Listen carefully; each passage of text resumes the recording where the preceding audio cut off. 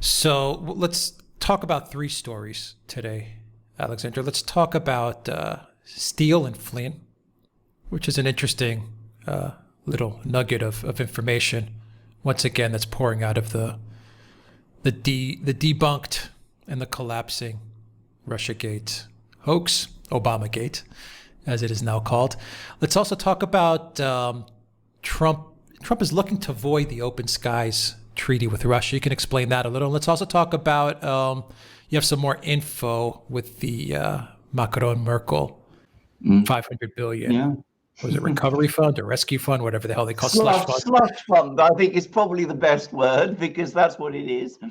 Yeah, slush fund. Okay, so let's start with Christopher Steele. And from the Daily Caller, which has a story called FBI Offered to Pay Christopher Steele significantly to dig up dirt. And this is related to the smear campaign against the Russian-British professor.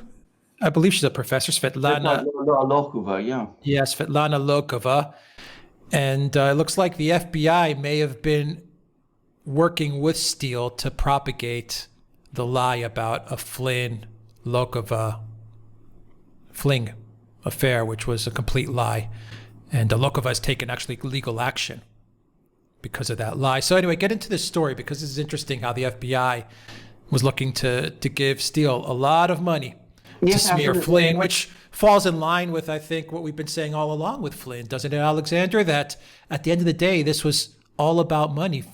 Steele getting a lot of money to just create a bogus dossier, and that was that. I think this is an extremely interesting story, and I'm going to say quickly two things that immediately stood out for me. The first is that, up to now, the entire narrative of Russiagate is that the FBI was the passive receiver of Steele coming along with his dossier. And he's coming along and he's approaching the FBI and he's showing them the dossier, and the FBI, thinking and humming and hawing, and they're saying to say, whether this dossier is really true or not, and whatever it is. And they eventually take him on as an informer, and they start obtaining FISA warrants on the strength of it. But again, and I stress, the orthodox, the conventional story is that he came to them. Well, now we see things in a completely different light, because this is the FBI approaching Steele and asking Steele to actually dig up dirt for them, to actually investigate for them Michael Flynn. So this isn't the FBI as the receiver, it's the FBI as the client instigator. So I think this completely changes our understanding of the dynamic of the FBI-Steele relationship. And that's, I think, important because, of course, it shows again that this is the FBI, or rather the leadership of the FBI, Comey, McCabe, Strzok, all those extraordinary people. They're actually carrying out a very aggressive campaign. They're not being pushed into doing things. They're actually looking to do them, and they're doing them with characters like Steele. The second thing this shows is, once again, for me, that clearly the FBI had Flynn in their sights. Now, we know that at this time, Flynn was the subject of a counter-espionage investigation, and the fact is that counter-espionage investigation seems to be related to two events: a dinner an RT dinner that Flynn attended, where Putin was also present with all sorts of other people. And by the way, I've now spoken to people who were at that dinner. I even spoke to somebody who actually spoke to Flynn at that dinner, which is really quite remarkable. But I won't disclose more. But a hint, just a little. A hint. A retired official of the CIA. So there you are.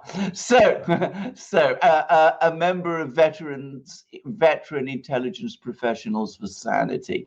So I won't say more, but I'm just mentioning it. So and so we have all of this apparently going on. There's the dinner, which is apparently the source of it. But we also have this bizarre story about Flynn supposedly having this connection with Lokova, who is supposed to be a Russian agent. And of course, she wasn't a Russian agent, and they didn't have any real connection. They just exchanged a few pleasantries and a few emails. And that's it. That's the whole story there. That's the absolute whole story there. So two things are enough to start a counter-espionage investigation. And who does the FBI go to for all this? It's Christopher Steele. So it seems very remarkable what is going on. Now, there is a third thing, and that is that that Steele met with the FBI in an unnamed European city in October 2016 to do all of this. I am 99% sure all this is Rome. Exactly. I'm sure this is Rome. I'm sure this happened at the Link Campus University, which is the place which everything links up to. That's why it's called that. And the famous spy school there in Rome. So I'm sure that's where it was. And in fact, we know that around this time, the FBI was meeting with Flynn in Rome in order to discuss with him his famous dossier. So we got all of these things together. Hold that thought. Which ambassador unmasked Flynn? To what country has it been revealed? Well, it was Italy.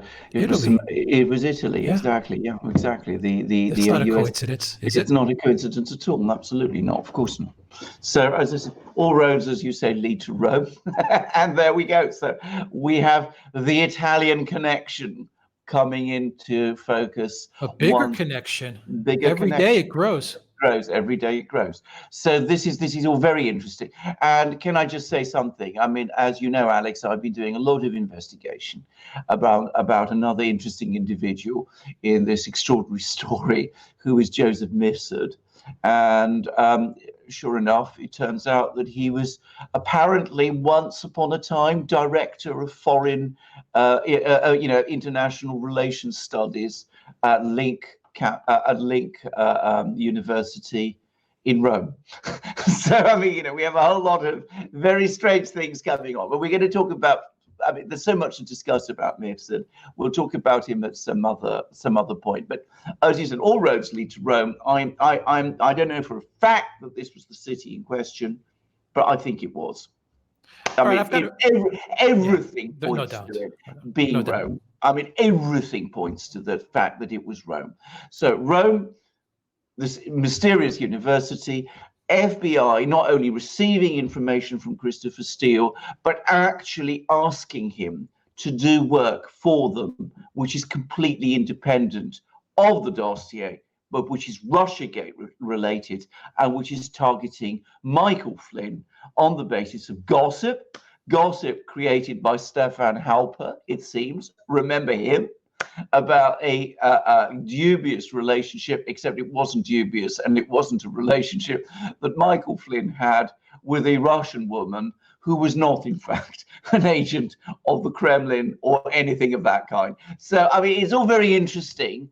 And it again shows, as I said, for me, that the FBI is not a passive player in this affair. It's a very active player. It shows the centrality of Steele in the whole web of investigations that make up Russiagate.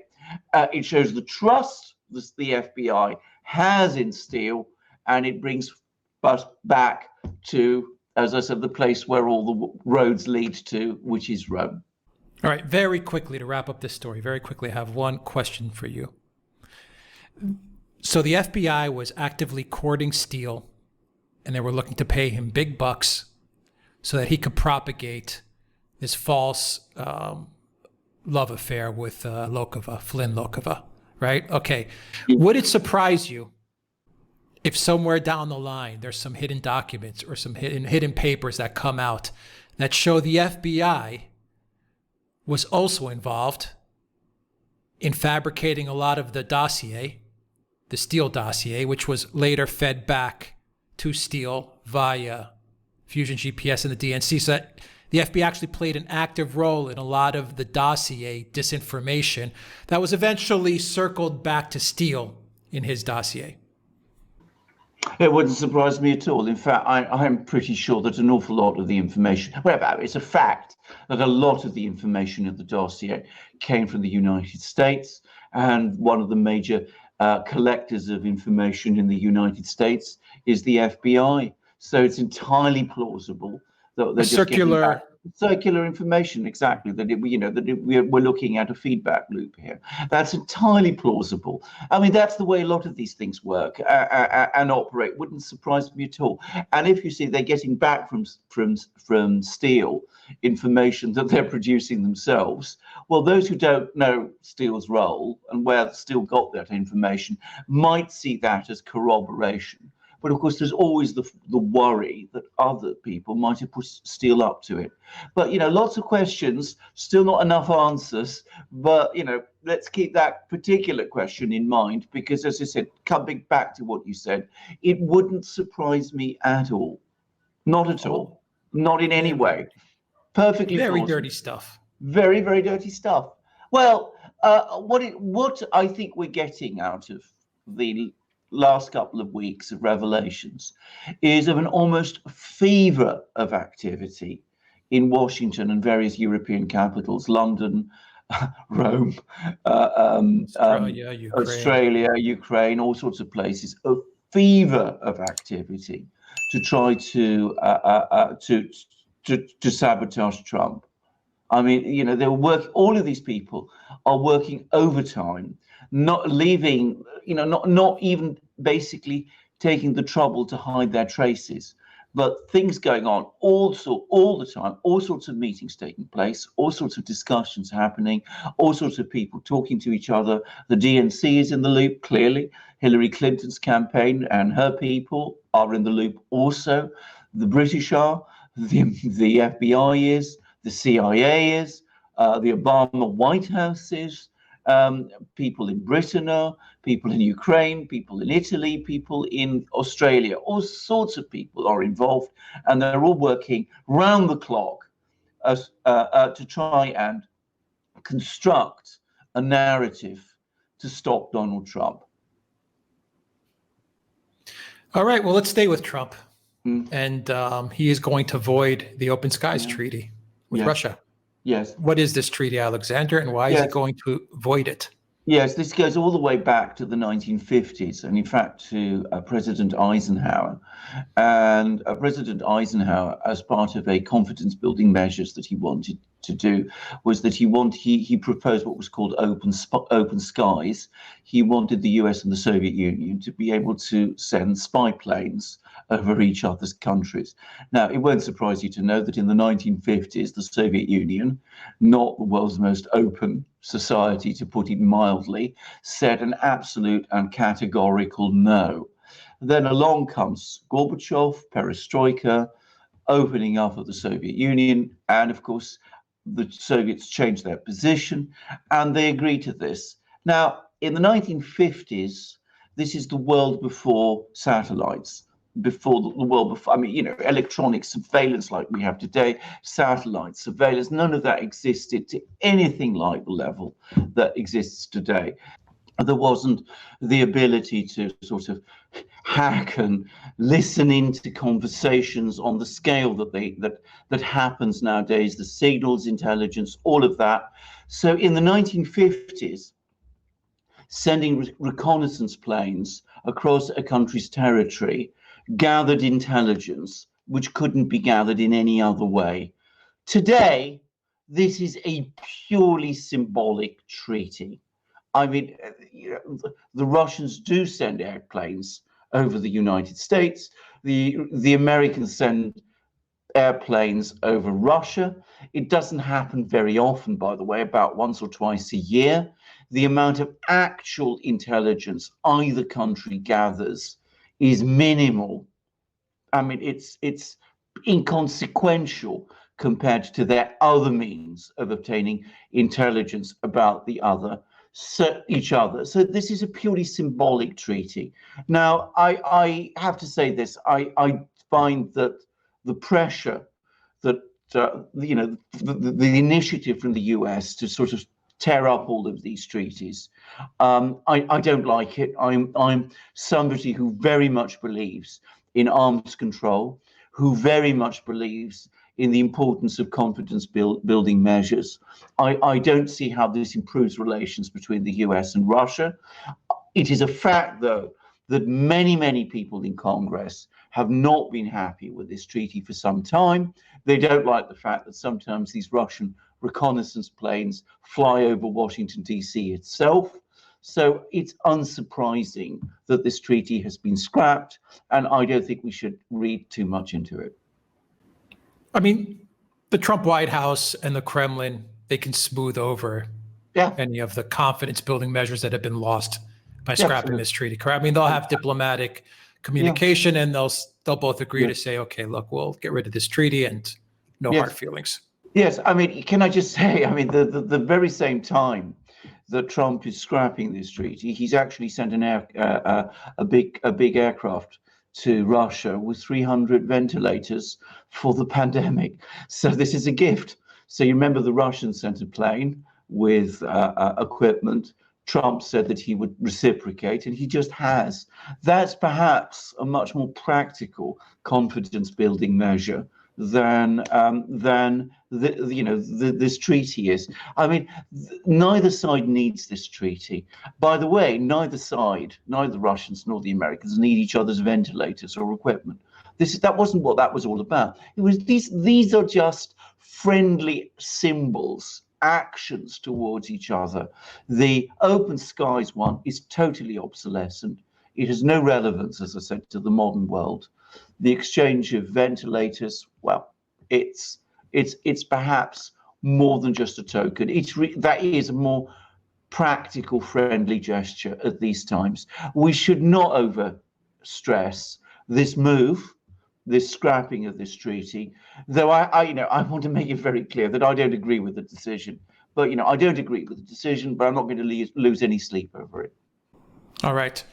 And something that every European should be losing sleep over, Alexander, is the last story, which is the Merkel-Macron 500 billion slush fund.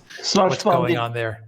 Slush fund is exactly what it is. Now, what provoked this is a long article in the Daily Telegraph by Ambrose Evans-Pritchard, who's a very, very able commentator on European affairs. On other issues, I often disagree with him, but on his analysis of European affairs, I find he's been actually pretty excellent. Anyway, he is more skeptical that this thing is going to evolve into the kind of settled fiscal transfers that I was worried about. I still, by the way, stick to my own views that that's clearly what the agenda is, that they're going to borrow and it'll be all paid out of German funds, and I'm sure that's what Merkel is up to. But I mean, the most important point he makes in this article is that he talks about how this thing, the money is going to be distributed, and it turns out it's going to be distributed by the European Commission. It's going to apply its criteria as to who will receive this money. There's going to be what it calls very, very stringent conditions. Those conditions, it will be the exclusive judge of. So it will decide who gets the money. It will decide how much people who get money from this fund will get, and it will decide for which purpose. I mean, there's nothing to prevent some of this money being spent in Germany, by the way. I mean, it's that kind of thing. But this is going to be, I mean, he doesn't quite call it a slush fund. He's too polite, and maybe the Telegraph wouldn't let him use that word. But I think we, who are less constrained, polite people though we are, can call it that, because that is exactly what he's describing. Can I ask you a quick question? I read an Guardian, I think it was a Guardian article where, and I'm sure a lot of the UK press and the US press is saying this is a Hamilton moment between Merkel and Macron, and this is a groundbreaking for Europe because they're going to put 500 billion euros, and it's going to be dished out to the hardest hit European Union member states in the form of a grant, no interest paid. This is not a loan. European nations don't have to worry about this money whatsoever. This is, this is the ultimate Hamilton moment, the ultimate Marshall Plan to take Europe to the next step. What do you make of that type of analysis, that this money is just going to be given out and Europe is going to mobilize and prosper after this? Well, which is what you're reading on all well, the... I think that's a completely ridiculous idea. And by the way, Ambrose Evans Pritchard, in this same article that I've been discussing, he completely ridicules it. He absolutely pulps the idea that this is any kind of Hamilton moment. I mean, one of the points he's making is that this is not debt mutualization across the entire EU, which, let me reiterate, by the way, I am opposed to. It is nothing like that. It doesn't come close to being that. In fact, it's not only not like that, it isn't that. So, I mean, let's not talk about it in this way.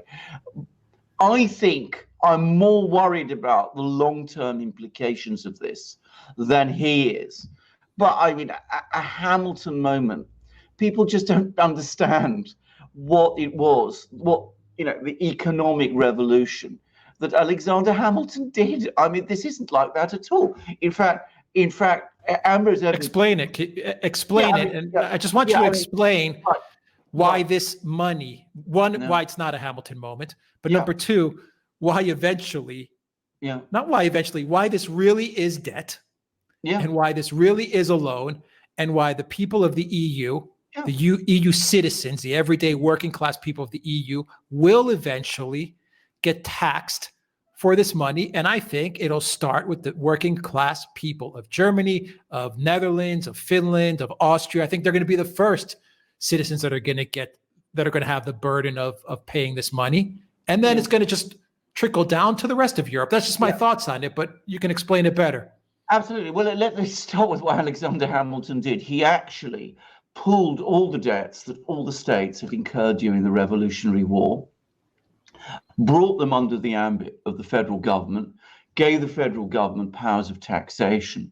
And some of the states, the richer states, states like Virginia, actually agreed a big haircut on loans owed to them by states like New England. And he brokered all of that.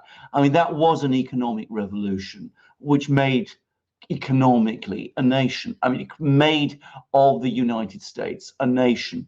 This isn't anything like this. This is the setting up of a fund which is going to be paid, which is going to distribute, as I said, grants to chosen friends, not, to states, but to chosen friends. And this is an important thing to understand. It's going to increase the Eurozone, the European Commission's powers to meddle in particular countries and to build up clientage groups within them, which is very much part of the agenda here. But you mentioned Germany. There are people in Italy who are saying, if this is going to be distributed in the way that is being said, Italy is a net contributor to the European budget. Italy is likely to be paying more to cover the cost of this fund than Italy as a country is going to receive.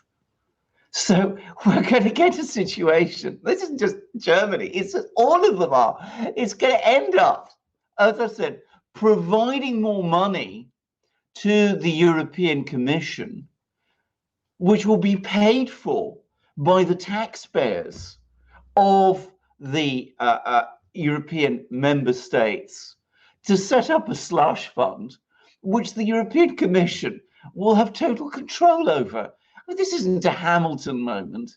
This is the neoliberalism on steroids. It's neoliberalism on steroids. That's exactly what it is. I mean, I would come very close to saying institutionalized corruption. I mean, it's practically what it amounts to. That's why, by the way, I insist on calling this a slush fund, because that is exactly how it's all going to work. A slush fund that you and I and every other citizen of this so-called union is going to be paying for, because we are going to be paying for, because it is going to be paid out of the EU budget, to which all of our countries make contributions. God, what they thought of. No. It's incredible Absolutely. what they came up with. Absolutely. Quite so. They always come up with these things, though. As I said, this is always their way. I mean, it's always partly to keep the show on the road. And can I remind you that, of course, none of this money. Apparently, I said in a previous video, 2021, the money would start to be distributed. Not 2021 at all, apparently. 2022 is the earliest day that they'll start to be making grants. By that time, the pandemic crisis will have been basically behind us. It will be. By the way, I want to reiterate that. It will be. It will not be to sort out the pandemic crisis.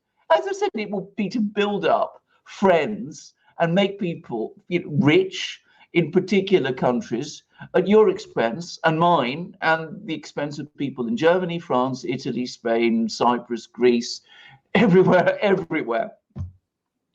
I like how the PR companies at the PR think tanks in Brussels came up with the Hamilton moment. Yes. Headline, and then they funneled it out to all the mainstream media, and they pushed it in the paper. And it was on Bloomberg. It was on Guardian. Excuse me. Bloomberg is very important because through Bloomberg, they got the story to the financial markets, and that created a big excitement in the financial markets, and that builds a certain momentum there. But that's exactly right. It's the PR companies were doing all of this. But I mean, that's not what this is. I mean, Alexander Hamilton, if you were to see all of this, he was a very clever, sardonic man. He'd be laughing. His sides would be splitting at seeing this sort of thing. It's about as far from what he was, setting out to create as it's possible to get. I mean, Hamilton, controversial man that he is for some people, I believe, was, a genius. This isn't the work of a genius. We're an evil genius if you look at Merkel. An evil genius and a dunce. I know, absolutely. I mean, doofus. Absolutely, but it's more like, I don't know how to describe it. I mean, it's a sort of more the Capone moment, I think, than the Hamilton moment. I mean, well, you have the evil genius in Angela Merkel, then you have the Napoleon wannabe in Macron. So I mean, I know. But I mean, what did Capone do? I mean, he used to sort of raise money in all kinds of ways and then distribute it to all his friends in Chicago and elsewhere in bribes and things like that. This is much more like that than anything that Alexander Hamilton ever did. It's a real racket. It's a racket. It's a complete racket. That's exactly what it is. What's the crime? Racketeering? It is racketeering. Yeah, I think it's racketeering. No, this is incredible. Jeez. What a mess. All right. Yeah. We'll leave it there. We're getting played, by the way, Alexander. All the EU citizens are getting played. All of us. Me, absolutely. You. Well, you're out. You're out. Everyone in the UK. Congratulations. Everyone's watching this. Remember, you're out. Yeah, I know. But, I remember I have interests in Greece. So I'm played too. Well, everyone else who's in the UK, congratulations, you guys. You got out. Exactly. God bless you. God bless you. Yeah, All right. We'll leave it there. Let's move on.